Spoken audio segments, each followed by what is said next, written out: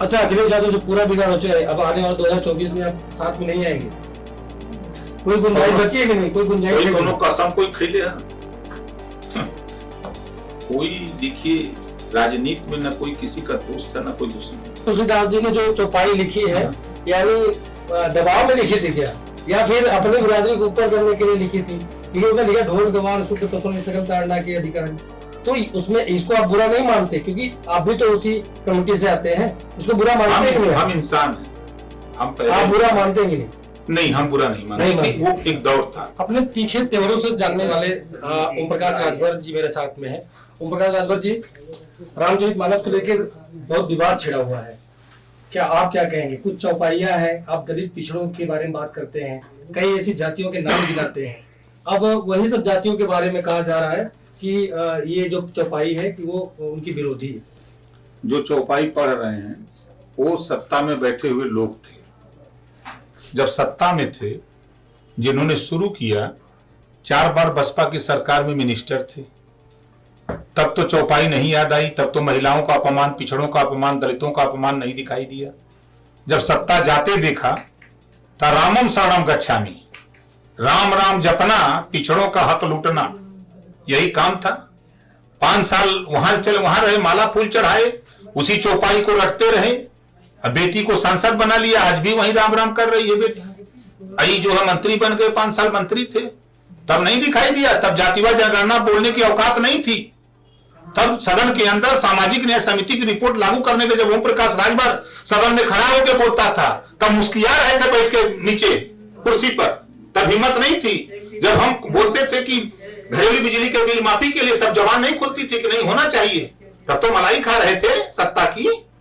आज बोल रहे हैं, उस समय अपमान नहीं देख रहे कि राजभर को हिस्सा नहीं मिल रहा, बंजारा बहलिया खंघार को नहीं, कश्यप बिंद की वोट मल्ला को नहीं मिल रहा था, जुल्हा दुनिया सारी नाई साई दर्जी फकीर को नहीं मिल रहा था, तब नहीं बोले, तब अच्छा लग रहा था। जब सत्ता जाते देखा, सोचे करवट बदलेगी, तब करवट बदल के चले गए सपा में। ये सत्ता के लोलुप्त लोग हैं, और सत्ता पाने के लिए अखिलेश जी को सलाह दे दिए कि चलो परशुराम जी का फरसा टांग दो, सब बाभन एकदम वोट दे देंगे। ये ज्ञान नहीं है इन लोगों को कि भगवान राम के नाम पर लाखों ब्राह्मण रोजी रोटी चल रही है, परशुराम के नाम पर क्यों वोट देगा? वो तो राम जी के नाम पर वोट देगा ना। वोट लेने गए, ऐसा थमा दिया कि चारों खाना चित हो गए। आप पहले तो बड़ी आपकी बनती थी जब गठबंधन हुआ था, ऐसा मतलब क्या हो गया? आप सबसे ज्यादा ट्रोल अब अखिलेश यादव को आप ही करते हैं। अब वो खुद को शूद्र कह रहे हैं, अपने आप को शूद्र मानते हैं कि नहीं? नहीं, हम नहीं मानते अपने को, हम इंसान मानते हैं। हम संविधान के दायरे में बात करते हैं, और अभी अभी विधायक चुने गए और शपथ लिया सभी लोगों ने कि हम संविधान के दायरे में रह करके काम करेंगे। संविधान में कहां शूद्र लिखा है? बाबा साहब डॉक्टर अम्बेडकर ने 4 वर्ग बनाया है, सामान्य वर्ग, पिछड़ा वर्ग, अनुसूचित जाति वर्ग, अनुसूचित जनजाति वर्ग। कहीं एक शब्द भी शूद्र तो नहीं जिक्र किया है। और पहले पन्ने पे ही लिख दिया समता, स्वतंत्रता, बंधुत्व और न्याय। और संविधान में व्यवस्था दिया कि सभी लोग अपने अपने धर्म के हिसाब से, मजहब के हिसाब से अपना पूजा पाठ करेंगे, अमन चैन से रहेंगे, कोई किसी के खिलाफ नहीं कुछ कर सकता। अगर करेगा तो कार्रवाई होगी। ये बाबा साहब डॉक्टर अम्बेडकर जी ने संविधान में दिया। भूल गए लोग जब शपथ लिए, तो ये लोग बाबा साहब डॉक्टर अम्बेडकर का गले में माला, विचारों का ताला, ये कैसे चलेगा?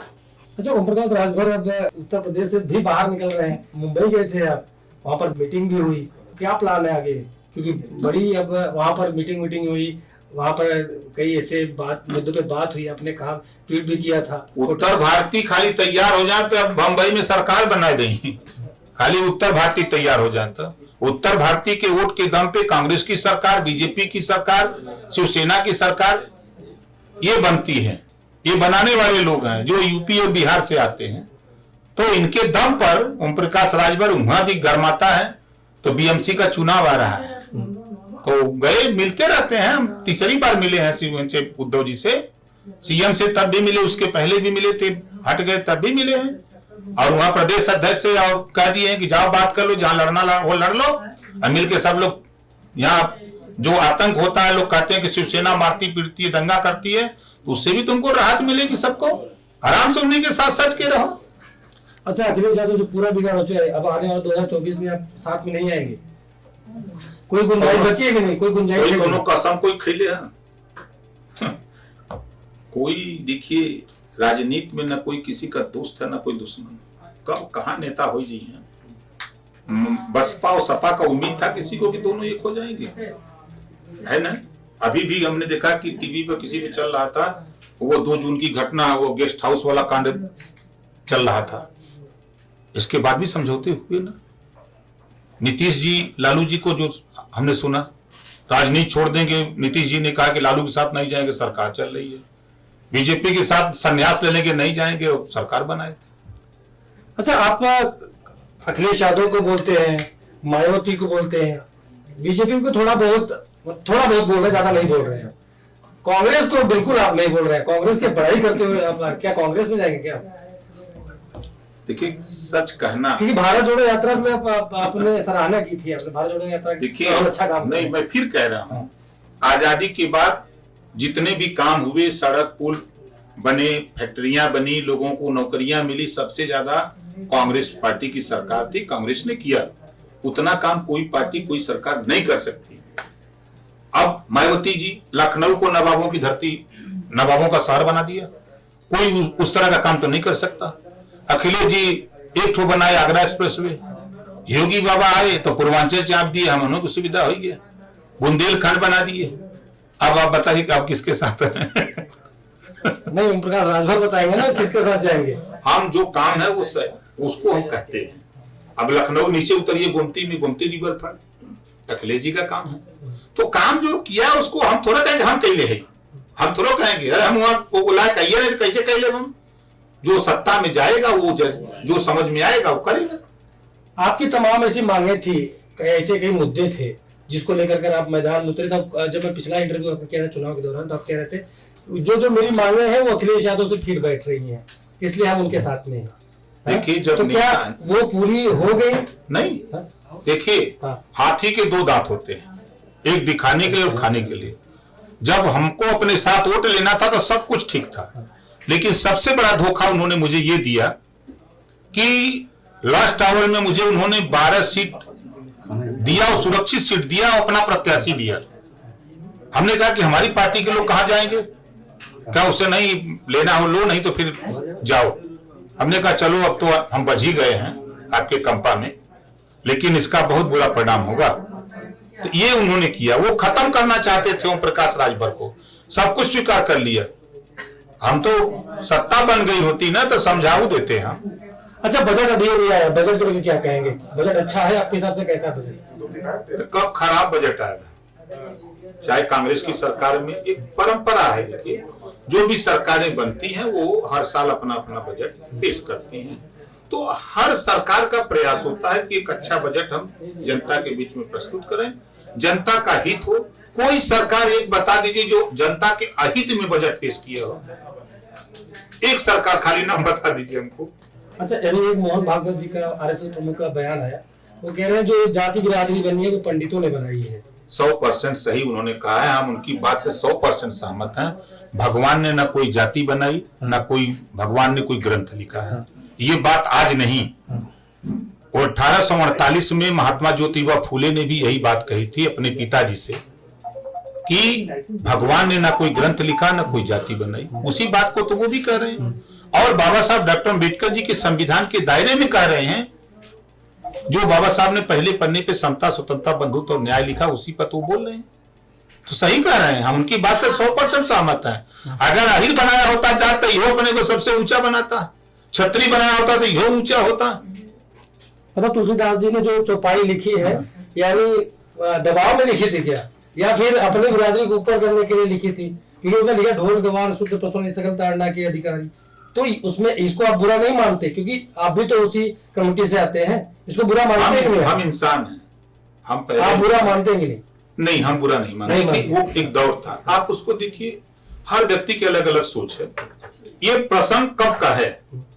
ये प्रसंग जब भगवान राम समुद्र से 3 दिन विनती किए, नहीं माने तब चौपाई है ना, विनय न मानत जलद जड़ गए बीत दिन 3, बोले राम सकोप तब भय बिन होई न प्रीत। उस समय जब समुद्र हुआ जो दिखाया गया है, जब समुद्र त्राहिमाम त्राहिमाम करके सामने आया, तो उस समय वही उसी समय की वो चौपाई है। समुद्र ने कहा कि हे प्रभु, सर्व सृष्टि के निर्माता तो आप हैं, आप तो महान हैं, हम लोग तो छोटे लोग हैं, हम लोगों के साथ तो जो भी उत्पीड़न करना है आप कर सकते हैं, एक तीर में पूरा समुद्र सुखवा सकते हैं, सबका संहार कर सकते हैं। उसी पर वो चौपाई, उसी समय की चौपाई है जो हमको जानकारी है। हो सकता है हम गलत जानकारी रखे हों।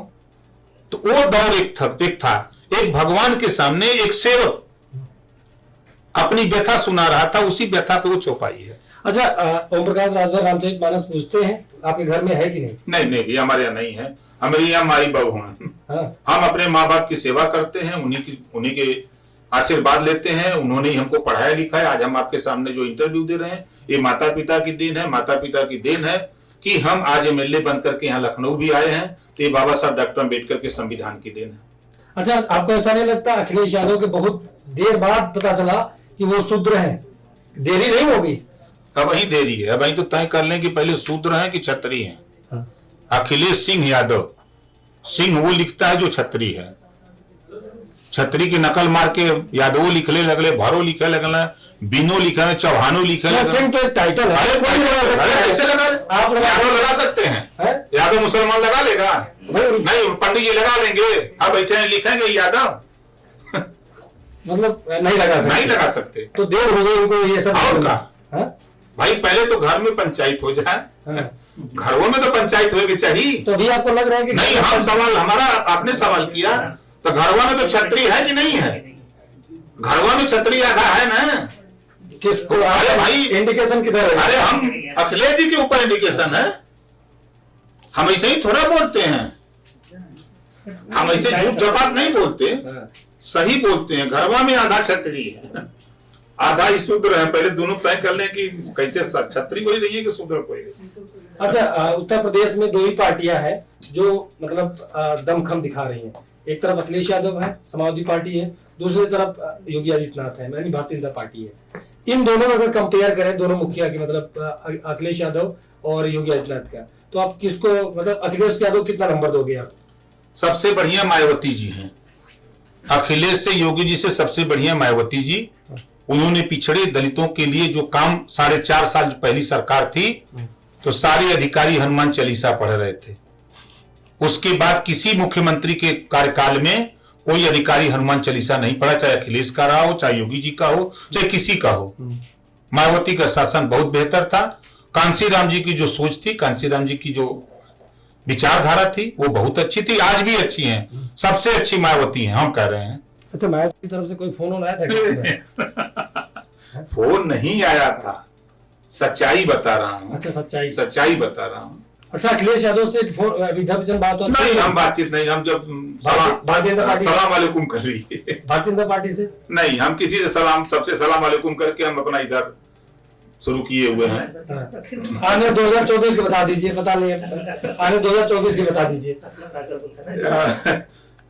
आखिरी सवाल देखिए, अभी हम 25 करोड़ आबादी में जो शोषित वंचित हैं, हम उनके साथ हैं।